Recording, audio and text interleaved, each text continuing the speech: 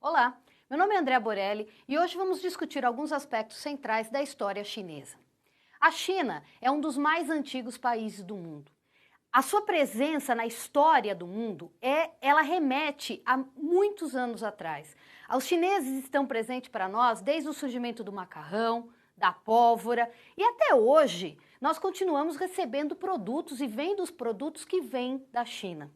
Veja, a civilização chinesa, ela tem uma grande continuidade cultural. Eles conseguem manter uma grande característica em comum, né? E uma característica de uma longevidade histórica. O sistema de escrita chinês, por exemplo, tem mais de 4.000 anos. O sistema dinástico chinês foi criado em 221 a.C. e permaneceu existente, permaneceu duradouro até 1911. Então se trata de um país onde a continuidade e as características culturais são muito marcantes. Mesmo mongóis ou manchus, quando governaram a China, terminaram absorvendo elementos importantes da cultura chinesa. Como é que é então a questão da ocupação, do surgimento da humanidade na China? Sabemos por vestígios arqueológicos que a China pode ser considerada um dos berços da civilização humana, né? Um dos mais antigos hominídeos, um dos primeiros membros da nossa espécie, foi encontrado na China, é o chamado Homem de Pequim. Esse Homem de Pequim foi reconhecido como membro da espécie humana em 1927, através de um dente. Posteriores escavações encontraram ainda vestígios, né, como mandíbulas, crânios e dentes, de aproximadamente uns 30 ou 40 indivíduos deste mesmo grupo, tornando a China um dos primeiros lugares onde a espécie humana foi encontrada. Por volta mais ou menos aí de 2000, 3000 a.C., a civilização chinesa vai se tornando mais complexa. Ao longo dos rios que cortam a China, começam a aparecer assentamentos humanos e assentamentos onde a gente começa a perceber o desenvolvimento de agricultura e principalmente o desenvolvimento da produção, né, de artefatos. A produção de artefatos indica, primeiro, o pensar sobre a matéria, né, utilizar algo que me cerca para produzir um artefato, um objeto, que me garante uma melhor intervenção no mundo natural. Então a gente está falando de facas, a gente está falando de batedores, feitos ou de pedra ou de metal, né? Posteriormente, a gente vai ver o surgimento da cerâmica. A cerâmica é de grande importância, principalmente quando nós tratamos de armazenar alimentos e armazenar bebida. Ele é de grande importância para o surgimento porque é uma técnica que indica uma sofisticação muito grande já presente na civilização chinesa antiga. O primeiro grupo que nós temos, que é claramente um Estado organizado na história chinesa, e lembre-se, a gente está falando de uma história muito longa, né? É a chamada dinastias Shang. Aqui eu queria fazer uma observação. Os nomes destas dinastias, os nomes destes imperadores, que você encontra no seu material teórico, que você encontra aqui comigo, eles sofrem variações. Por isso, algumas vezes você vai encontrar materiais onde você tem escrito Shang, como está escrito aqui, ou com C, ou alguma grafia diferente, porque isso se trata de uma ocidentalização do nome chinês tradicional. Certo?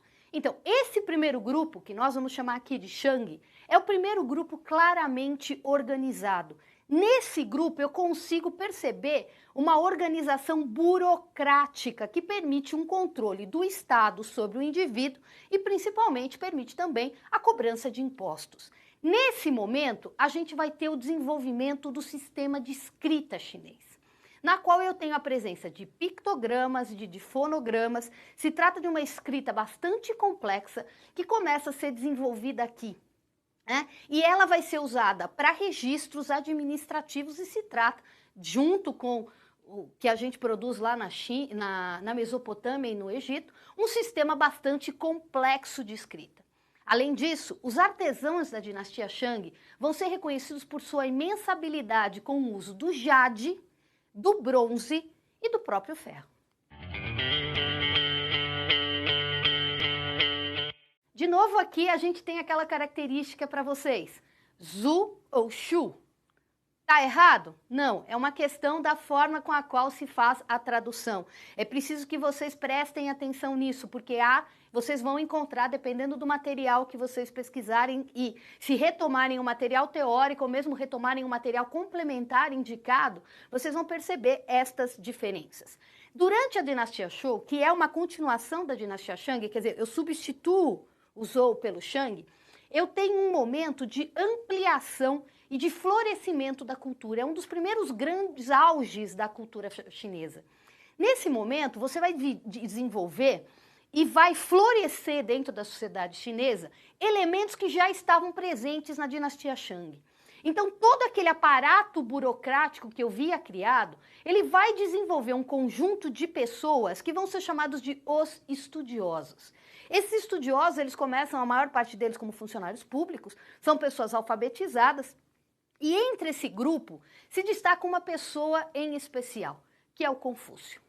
O Confúcio é um pensador, ele vai desenvolver um grande sistema ético e moral que vai marcar a sociedade chinesa durante toda a sua história, e a maior parte das outras religiões que entram na China, de alguma maneira, acabam, tendo a sua conversa e vão ser alteradas e vão ser reconstituídas pela presença do confucionismo. Isso vai acontecer com o budismo e depois nessa intervenção, mais para frente, nós vamos ver o próprio confucionismo ser retomado como elementos como, por exemplo, o neoconfucionismo.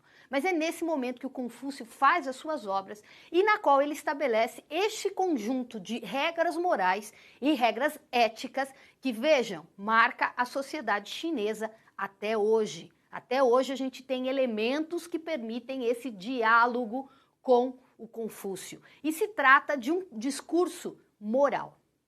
Como se portar, como viver, como se relacionar com o outro para garantir que você tenha uma vida honrada, ordeira. O primeiro grande império chinês é a dinastia Qin. Essa dinastia, ela se consolida depois de um momento muito conturbado da história chinesa, que a gente chama de período dos reinos combatentes. Esses reinos são diversos reinos espalhados por todo o território chinês, que vão, durante muito tempo, estabelecer conflitos entre si. Essas guerras, elas vão ser longas, vão ser sangrentas, e a consolidação do primeiro grande império chinês vai se dar sobre o Qin. Uma das figuras mais conhecidas da história chinesa será exatamente o primeiro imperador da dinastia Qin. Esse homem, essa pessoa que é o chamado primeiro imperador, ele vai ter um governo extremamente polêmico.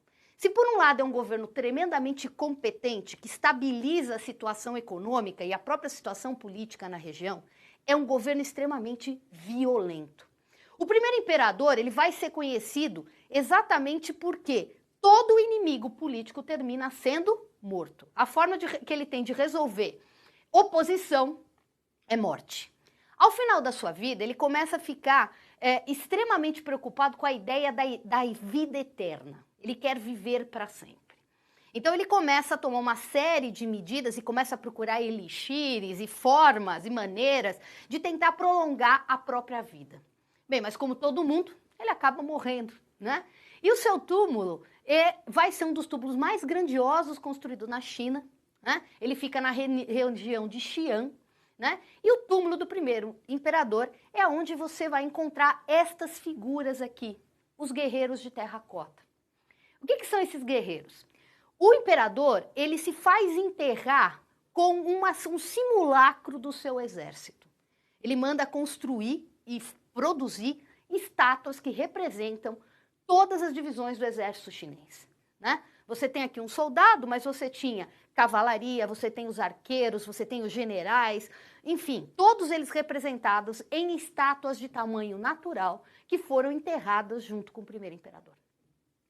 Essas estátuas hoje, os famosos guerreiros de Xi'an, fazem parte do patrimônio da humanidade, foram tombados pela Unesco e você pode vê-los em Xi'an, eles estiveram, algumas vezes o governo chinês permite a saída de algumas dessas estátuas, para fora do país, e algumas delas estiveram no Brasil há cerca de alguns anos atrás, né?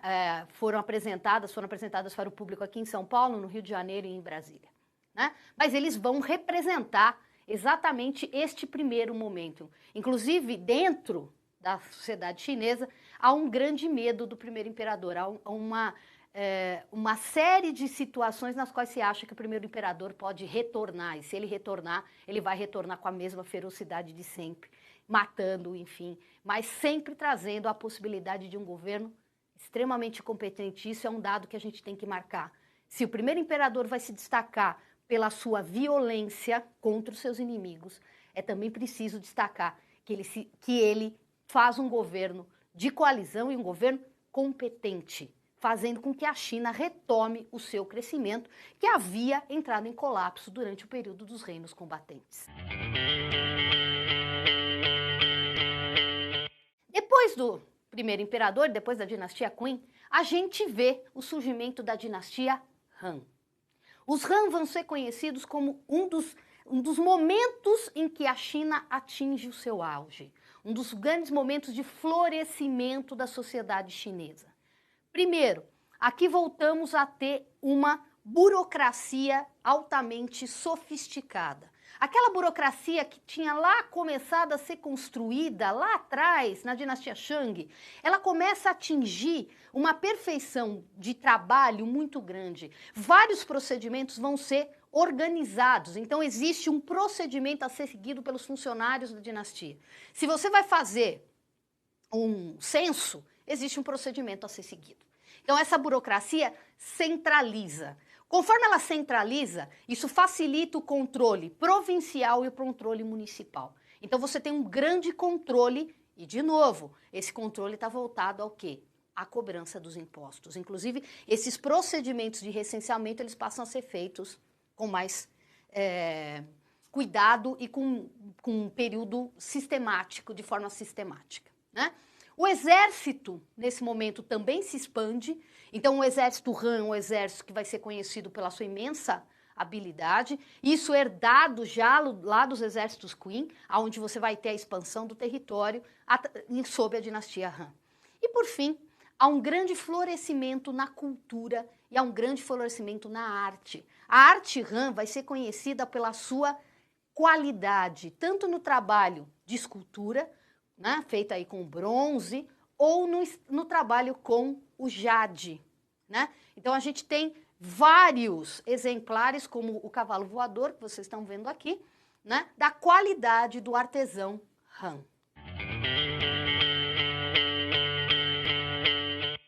A dinastia Han, ela vai entrar em colapso, a gente vai ter um período em que o destaque passa à dinastia Tang. Na dinastia Tang, temos duas questões a observar. Primeiro, uma mudança qualitativa da posição do imperador. O imperador passa, a partir da dinastia Tang, e isso vai marcar o governo monárquico chinês até o seu fim, né? É a ideia de que o imperador é o governante supremo. Ele está acima de todo mundo.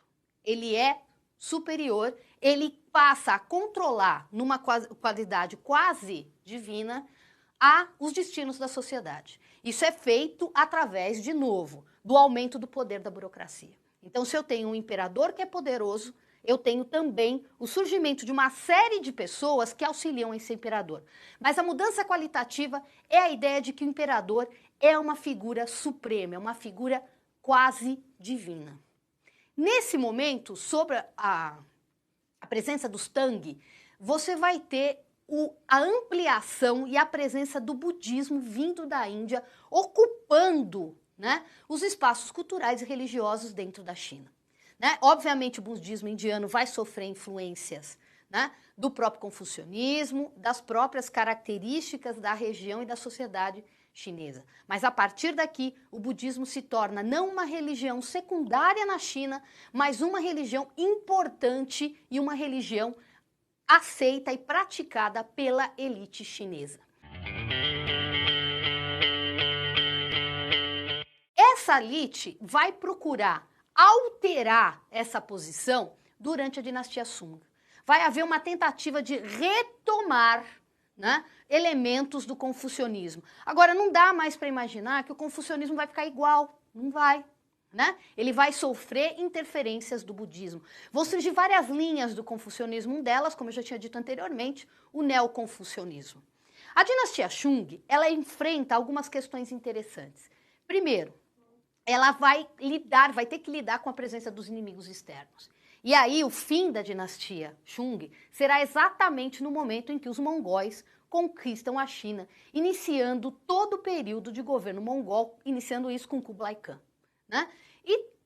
Mas antes da chegada dos mongóis, a gente ainda tem que destacar a construção naval. Nesse momento, os chineses vão desenvolver e vão aperfeiçoar uma construção naval muito rica que vai lhes permitir dominar o mar. Né? A presença dos mongóis se termina com a independência dos chineses durante um tempo, vai mostrar para vocês uma questão que eu já tinha dito no começo. Muitas vezes, os povos que conquistam a sociedade chinesa, de alguma maneira, acabam conquistados por ela. E os próprios mongóis vão assumir a cultura, vão assumir as formas de vida e a religião dos chineses.